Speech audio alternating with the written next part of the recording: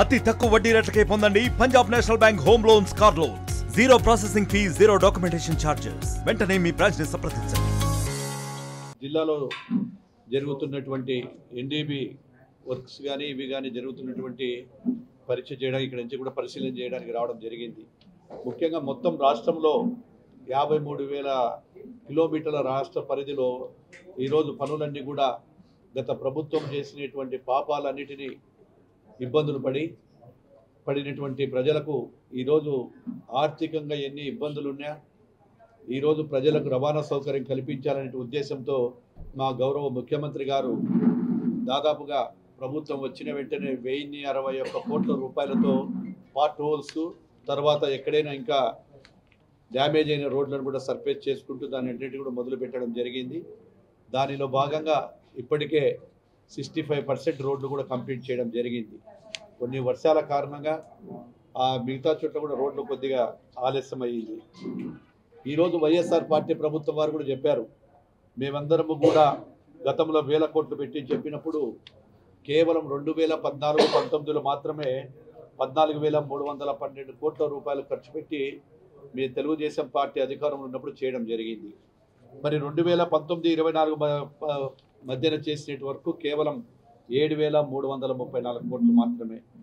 దీంతో ప్రభుత్వం వచ్చిన 180 రోజుల్లోనే 1,066 కోట్ల రూపాయలు గత ప్రభుత్వంలో చేసినటువంటి ఏవైనా ఉంటే వాటన్నిటికీ కూడా మళ్ళీ మేము ప్రభుత్వం ఆర్థిక ఇబ్బందులు ఉన్నప్పటికీ ఈ యొక్క రహదారులు ముఖ్యము, ఎందుకంటే ఇండస్ట్రీస్ కానీ ఈ యొక్క టూరిజం పెరగాలంటే కూడా అవసరం అనేటువంటి ఉద్దేశంతో ఆర్థిక ఇబ్బందులు ఉన్నప్పటికీ కూడా 1,066 కోట్ల రూపాయలు రిలీజ్ చేయడం జరిగింది. ఈరోజు 21,220 కిలోమీటర్ల గుంతలమయమైనటువంటి రాష్ట్రాన్ని ఇప్పటికే 12,274 కిలోమీటర్లు కంప్లీట్ చేయడం జరిగింది. అదేవిధంగా మరమ్మతులు చేయలేనటువంటి వర్క్స్ కూడా సి కేటగిరీలో ఉండేటువంటి 1,149 కొత్త రోడ్లను కూడా నాబార్డు నిధులతో రేపు చేపట్టబోతా ఉన్నాం త్వరలోనే. వాటిని రోడ్లపై ఏవైతే గత ప్రభుత్వం చేయలేనటువంటి జంగిల్ క్లియరెన్స్ కూడా రాష్ట్రంలో 33 కోట్ల రూపాయలతో జంగిల్ క్లియరెన్స్ కూడా చేసి రోడ్డుకు అటు ఇటు ఉన్న ముళ్ళ పొదలు కానీ ఇంకా ఏవైనా చెట్లు ఉంటే రహదారులకు యూనిటీ కనపడాలనేటువంటి విధంతో వాటిని కూడా క్లియర్ చేయడం జరిగిందని చెప్తా ఉన్నాను. గత ప్రభుత్వంలో తెలుగుదేశం పార్టీ అధికారంలో ఉన్నప్పుడు మనం చేసేటువంటి రహదారులను చూడడానికి పక్క రాష్ట్రమైనటువంటి మహారాష్ట్ర, అదేవిధంగా కర్ణాటక, తమిళనాడు రాష్ట్రాలు కూడా మన దగ్గర జరిగినటువంటి అభివృద్ధి రాష్ట్రాలను చూసి గతంలో అధికారంలో ఉన్నప్పుడు వచ్చినటువంటి రాష్ట్రాలలో అప్పుడు వచ్చి మన దగ్గర ఉన్నటువంటి రోడ్లను పరిశీలించేవారు. గత ప్రభుత్వంలో ఏదైతే రోడ్ల అధ్వాన పరిస్థితులు ఉన్నాయో మన పరిస్థితులు తెలుసుకొని పక్క రాష్ట్రమైన తెలంగాణలో జోకులు కూడా వేసుకొని వాటి మీద అసెంబ్లీలో కూడా చర్చ జరిగింది. స్వయంగా కేటీఆర్ గారే ఈ యొక్క రోడ్ల దుస్థితిని గురించి చెప్పడం జరిగిందని కూడా తెలియజేస్తా ఉన్నాను. గత ప్రభుత్వంలో కానీ ఇంతకుముందు ఎప్పుడైనా ఒక ఆర్ఎండ్బి డిపార్ట్మెంట్ కాంట్రాక్టర్ అంటే తల ఎత్తుకొని తిరిగేవాళ్ళు. ఈరోజు తల దించుకొని తిరగడమే కాకుండా ఆత్మహత్యలు చేసుకుని ఈరోజు రోడ్ల మీదకి వచ్చేటువంటి పరిస్థితికి కారణము వైఎస్ఆర్ పార్టీ అని చెప్పి కూడా నేను తెలియజేస్తూ ఉన్నాను.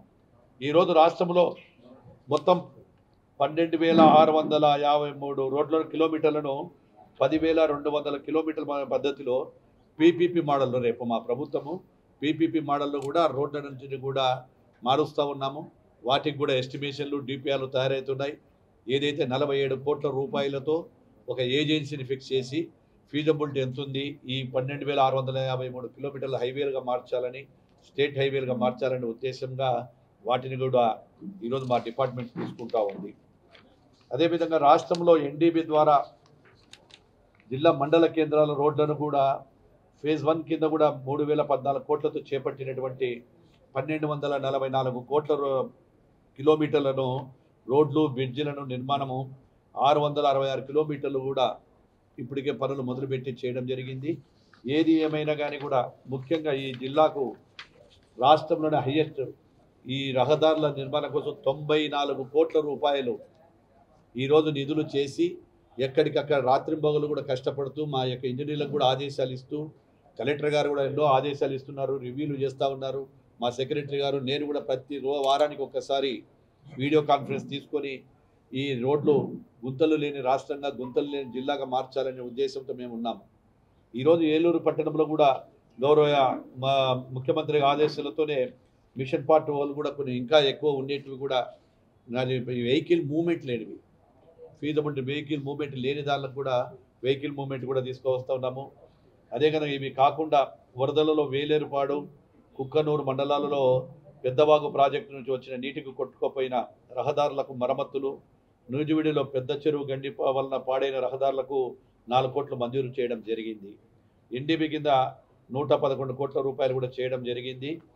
ఏలూరు కైకలూరు రహదారి పని పూర్తి అయింది. సిఆర్ఎఫ్ నిధుల కింద కూడా 43.50 కోట్లతో 2 పనులు జరుగుతున్నాయి. అదేవిధంగా ఎస్టీసీ షెడ్యూల్ ట్రైబ్ కాంపౌండ్ కింద 34.50 కోట్లతో బూర్గుంపాడు అశ్వారావుపాట పేట రహదారి పనులు కూడా జరుగుతున్నాయి. ప్రధాన రహదారులకు 3 మతులకు గాను 3 పనులకు 16.80 కోట్లతో ఏలూరు మద్దిలేటిపాలెము, అదేవిధంగా ముఖ్యమంత్రి గారి ఆదేశాల మేరకు 15 కోట్లతో ఏలూరు పట్టణం నందు శనివారపు పేట వద్ద బ్రిడ్జి నిర్మాణం కూడా అంచనాలు రూపొందించాము. త్వరలోనే ఆమోద దశలో ఉన్నాయి.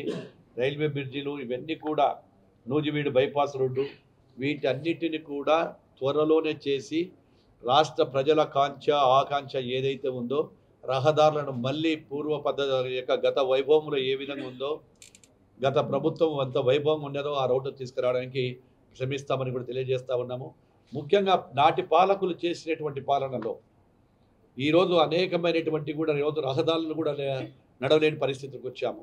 వీటన్నిటికీ కూడా ప్రభుత్వం మాకు భారం అయినప్పటికీ రహదారులు వస్తే మనకు టూరిజం పెరుగుతుంది, తర్వాత వెహికల్ మూవ్మెంట్ వస్తుంది, గ్రామాల అభివృద్ధి, జిల్లా అభివృద్ధి అవుతుందని చెప్పి ఉద్దేశంతోనే ఈ కార్యక్రమాలను చేపట్టాము.